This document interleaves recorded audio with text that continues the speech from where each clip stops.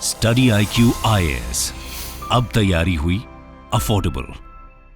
नमस्कार दोस्तों जियो पॉलिटिक्स में टाइमिंग कितना मायने रखती है, मैं आपको इसका एक जीता जागता उदाहरण बताता हूं। आपको याद होगा 2022 के फरवरी में जब लगातार ये चल रहा था कि रशिया यूक्रेन के ऊपर कभी भी अटैक कर सकता है, उस समय पाकिस्तान के जो प्राइम मिनिस्टर हैं इमरान खान, वो कहां पर थे? वो थे रशिया के अंदर मॉस्को में पुतिन से मिलने गए थे। देखिए टाइमिंग कितनी खराब थी, मतलब पूरे दुनिया के द्वारा क्रिटिसाइज किया जा रहा था कि इमरान खान रशिया में क्या कर रहे हैं, और एग्जैक्टली 24 फरवरी को रशिया ने यूक्रेन के ऊपर अटैक कर दिया था। लेकिन भारत का अगर मैं आपको बताऊं, जो हमारे प्रधानमंत्री नरेंद्र मोदी जी हैं, और आपको पता ही है कि भारत और रशिया कितने करीबी दोस्त हैं, उसके बावजूद भी 2019 के बाद से पीएम मोदी रशिया के विजिट पर नहीं जा पाए थे। एक तो उस समय आपको याद होगा 2020 में जो कोरोना आया, फिर उसके बाद जो रशिया यूक्रेन का जो पूरा वॉर स्टार्ट हुआ था, इसकी वजह से भारत ने कहीं ना कहीं टाइमिंग को काफी इंपॉर्टेंस दी, और फाइनली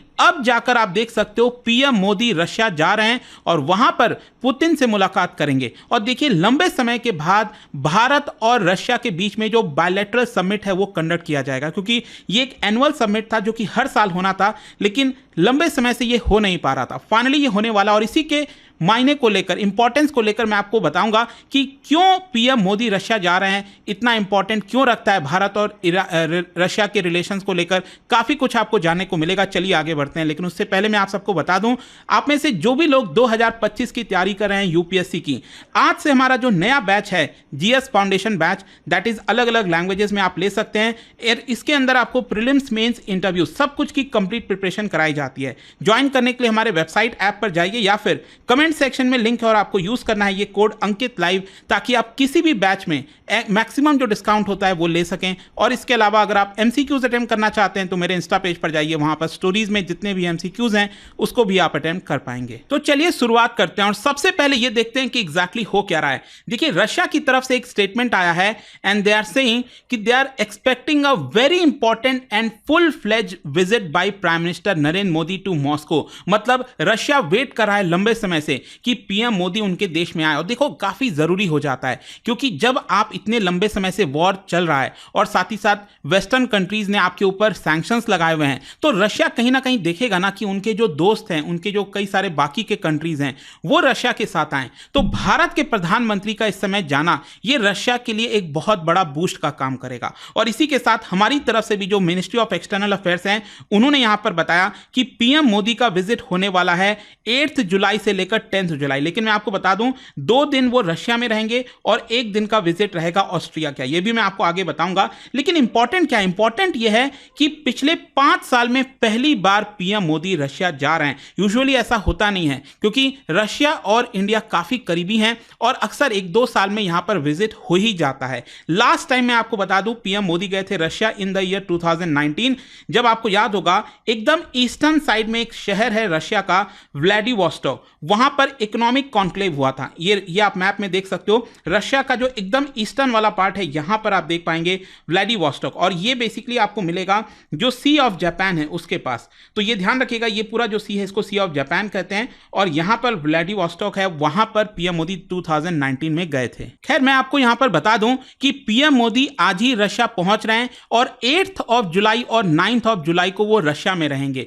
और इस बार का जो समिट है भारत और रशिया का, ये एनुअल समिट, ये 22 होने वाला है। अभी तक टोटल मिलाकर 21 एनुअल समिट हो चुके हैं, और इसी की वजह से ये इंपॉर्टेंट हो जाता है, क्योंकि क्या होता है ना, ये एनुअल समिट में एक बार भारत के जो प्रधानमंत्री हैं वो रशिया जाते हैं, फिर अगले साल जो रशिया के प्रेसिडेंट हैं, और लंबे समय से आपको पता ही है व्लादिमीर पुतिन ही प्रेसिडेंट हैं, वो यहां पर भारत आते हैं। इस तरह से लगातार चलता रहता है और ये इसी को कहते हैं एनुअल समिट। और ये ध्यान रखिएगा भारत और रशिया के बीच में ये हाईएस्ट इंस्टीट्यूशनल डायलॉग मैकेनिज्म होता है, जहां पर बहुत सारे मुद्दों के बारे में बातचीत होती है। अलग अलग यहां पर जो चीज है, चाहे वो ट्रेड हो गया, कल्चरल रिलेशंस हो गया, इन सबको हम कैसे बढ़ा सकते हैं, इसके बारे में काफी हद तक डिस्कशन किया जाता है। तो यहां पर क्या है कि पीएम मोदी 8 और 9 जून को रहेंगे, जुलाई को, और 9 जुलाई को फाइनली वो ऑस्ट्रिया जाएंगे। मैं आपको बता दूं अगेन, ये बहुत इंपॉर्टेंट विजिट होगा, क्योंकि रशिया के बाद यूरोप के अंदर आप देख सकते हो ये है आपका कंट्री ऑस्ट्रिया, और यहां पर इसकी कैपिटल है वियना। तो क्या है ना कि पिछले 41 ईयर्स में, 41 सालों में कोई भी प्रधानमंत्री भारत से अभी तक ऑस्ट्रिया नहीं गया था। तो इसी की वजह से क्या है, ये भी काफी मायने रखता है। और खुद जो ऑस्ट्रिया के चांसलर है, जैसे भारत के अंदर पीएम होते हैं वैसे ऑस्ट्रिया में चांसलर होते हैं, उन्होंने इसके बारे में ट्वीट किया था। तो पीएम मोदी वहां के प्रेसिडेंट और चांसलर दोनों से मिलेंगे और यहां पर जो बिजनेस लीडर्स हैं अलग अलग देशों के, उनसे भी यहां पर मुलाकात होगी। तो काफी कुछ होने वाला है। खैर, हम यहां पर रशिया के साथ रिलेशंस की बात कर रहे हैं। मैं आपको बता दूं कि जो रशिया है वो लंबे समय से पीएम मोदी का इंतजार कर रहा था। जैसे मैंने बताया कि यहां पर उसको जरूरत थी, एक मोरल बूस्ट की जरूरत थी। तो यहां पर क्या है कि पुतिन, एक्चुअली हुआ क्या था कि एस जयशंकर साहब पिछले साल रशिया विजिट पर गए थे और जब वहां पर वो गए तो यहां पर पुतिन ने साफ साफ कहा था कि मैं पीएम मोदी को इनवाइट करता हूं कि वो 2024 में रशिया आए। और मैं आपको बता दूं, इस साल भी मार्च के महीने में अगर आप देखोगे तो रशिया की तरफ से स्टेटमेंट आया था और उन्होंने कहा था कि मोदी जी के लिए यहां पर ओपन इनविटेशन है, मतलब वो जब चाहें रशिया आ सकते हैं, रशिया उनका खुल के स्वागत करेगा। खैर, एस जयशंकर साहब ने रिप्लाई दिया था यहां पर कि we will be glad to see our friend mister prime minister Modi in Russia. ये व्लादिमीर पुतिन ने जयशंकर से कहा था। ठीक है, अब देखिए यहां पर क्या है ना कि जब ये पूरा विजिट हो रहा है, रशिया की तरफ से एक और स्टेटमेंट आया और देखिए स्टेटमेंट में क्या बोला है रशिया ने। ये कहा है कि वेस्ट वॉचिंग विथ जेलेसी। इस स्टेटमेंट से आपको साफ पता चलेगा कि रशिया क्यों इंतजार कर रहा था पीएम मोदी का। मतलब रशिया कह रहा है कि वेस्टर्न कंट्रीज यहां पर जेलस हो रहे हैं पीएम मोदी के आने से, क्योंकि एक तरफ वेस्टर्न कंट्रीज हैं वो भारत को अपनी तरफ खींचना चाहते हैं, यूएस हो गया, यूरोप हो गया, क्योंकि उनको पता है अगर वो चाइना को काउंटर करना चाहते हैं तो भारत को अपने साथ रखना होगा। और यहां पर रशिया जाने का ये जो विजिट है, इसकी वजह से रशिया एक तरह से चिढ़ा रहा है वेस्टर्न कंट्रीज को कि देखो पीएम मोदी हमारे देश में आ रहे हैं। खैर, जो भी है, इससे भारत का जो महत्व है ओवरऑल यहां पर बढ़ जाता है। इनफैक्ट मैं आपको बताता हूं, एक्सटर्नल अफेयर एस जयशंकर साहब का भी बयान आया और उन्होंने कहा है कि एक बहुत ही अच्छी अपॉर्चुनिटी है दोनों देशों के बायलैटरल टाइज के लिए।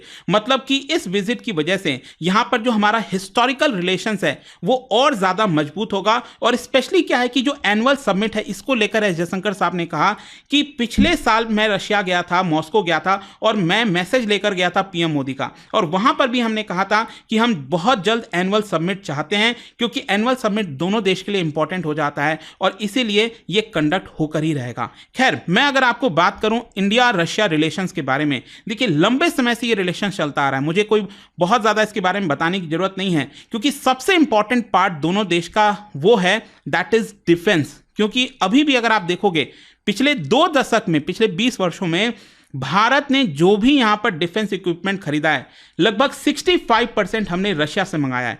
ऑल्दो रिसेंट टाइम्स में आपको देखने को मिल रहा होगा कि भारत यूएसए से काफी मंगा रहा है, फ्रांस से काफी मंगा रहा है, लेकिन अभी भी लगभग 50% आप कह सकते हो हम जो इक्विपमेंट है वो रशिया से ही मंगाते हैं। फिर इसके अलावा आप सभी को याद होगा कि जब यहां पर रशिया यूक्रेन का वॉर स्टार्ट हुआ और लगातार क्रूड ऑयल के प्राइस बढ़ रहे थे, तब हमने देखा कि यहां पर रशिया का जो ऑयल है वो काफी सस्ता पड़ रहा है, तो वो ऑयल भारत ने इंपोर्ट करना स्टार्ट कर दिया। ऑल्दो इसको लेकर वेस्टर्न कंट्रीज काफी नाराज थे, कई सारे बयान आ रहे थे कि भारत को ये ऑयल नहीं खरीदना चाहिए, भारत ये ऑयल खरीद कर एक तरह से रशिया को पैसे दे रहा है ताकि वो और युद्ध करे। खैर, जो भी है, भारत ने अपने इंटरेस्ट को यहां पर देखा था और साथ ही साथ भारत ने एक बैलेंस्ड अप्रोच रखा था। जैसे कि आपको याद होगा, यहां पर जब रशिया ने इन्वेजन किया था यूक्रेन का, तो ऑब्वियस सी बात है उसमें बहुत से लोग मारे गए थे। तो यहां पर क्या है कि भारत ने डायरेक्टली रशिया का नाम लिए बिना ही यहां पर यह कहा कि जितनी भी सिविलियन डेथ्स हुई हैं वो सही नहीं है, और साथ ही साथ जो न्यूक्लियर का थ्रेट है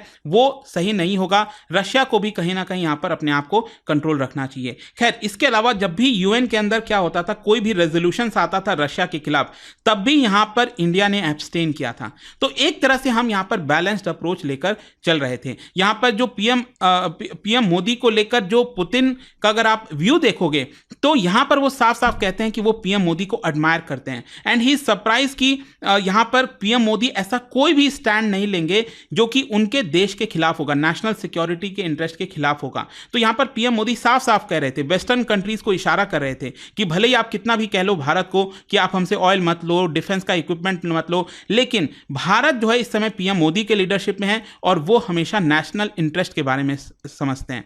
तो ये आपका व्यू है और इसी से आप समझ पाएंगे कि भारत रशिया का कितना स्ट्रांग रिलेशंस है। खैर, इसके अलावा यहाँ पर देखो थोड़ा बहुत दोनों देश के बीच में दरारें तब आई, रिसेंटली आपको याद होगा कि यहां पर यह सुनने को आया कि रशिया की जो आर्मी है वो गलत तरीके से भारतीयों का इस्तेमाल कर रही है वॉर के अंदर। कई सारे भारतीय जो हैं वो यूक्रेन गए हुए हैं रशिया की तरफ से फाइट करने के लिए, और रिसेंटली खबर आई कि 2 भारतीयों की मौत हुई है। इसको लेकर एस जयशंकर साहब ने डायरेक्टली अभी रिसेंटली जो शंघाई कोऑपरेशन ऑर्गेनाइजेशन की समिट हुई थी कजाकिस्तान में, वहां पर रशिया के जो फॉरेन मिनिस्टर हैं सर्जेई लेवरोव, उनसे डायरेक्टली ये बात कहा था कि भारत इससे काफी चिंतित है और हम चाहते हैं कि जल्द से जल्द जितने भी भारतीय हैं उनको भारत वापस लौटाया जाए। इनफैक्ट भारत की तरफ से यह भी कंफर्म किया गया है कि जितने भी भारत के लोग वहां पर गए थे रशिया में और उनको जानबूझकर गलत तरीके से झांसा देकर कि आपको हम ल्यूक्रेटिव जॉब देंगे, ये कहकर उनको वॉर में भेजा जा रहा था, इसमें करीब 10 लोग ऑलरेडी रिटर्न हो चुके हैं